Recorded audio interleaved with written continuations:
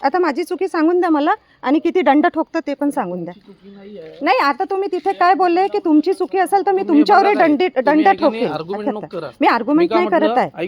तुम्ही काय म्हटलं तुम्हाला, तुम्ही ऑफिसमध्ये काय बोलले दादा? सौम्या दादा बघ तुझ्या आधीपासून हा शुभम मला बंटी कुकडे आतापासून नाही ओळखत, नंदनवनच्या जरीपटक्यापासून ओळखते. जेव्हा तो नगरसेवकही नव्हता तेव्हापासून तो ओळखते आणि त्याला माहिती आहे की भारतीताई कशी आहे म्हणून त्यांनी तिथल्या मीटिंगमध्ये राहून तुम्हाला कॉल केला की ताई काय म्हणते ते बघा. आता तुम्ही ऑफिसला काय बोलले होते शुभम दादा की चला तुम्हाला मी स्पॉट बघतो, तुमची चुकी असेल तर तुम्हालाही दंड ठोकतो आणि हे आता माझी चुकी बघा आणि मला दंड ठोका. मी दंड भरण्यास तयार आहे.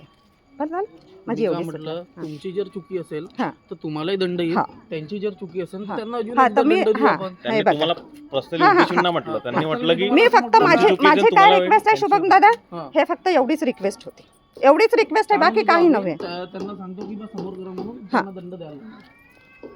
मग आता सांगा ना तुम्ही स्पॉटवर आले ना शुभम. हो माझी त्यांना दंड द्यायला सांगितलं, सांगत नाही हे मला त्याला दंड भेटो नको भेटो काही प्रॉब्लेम नाही.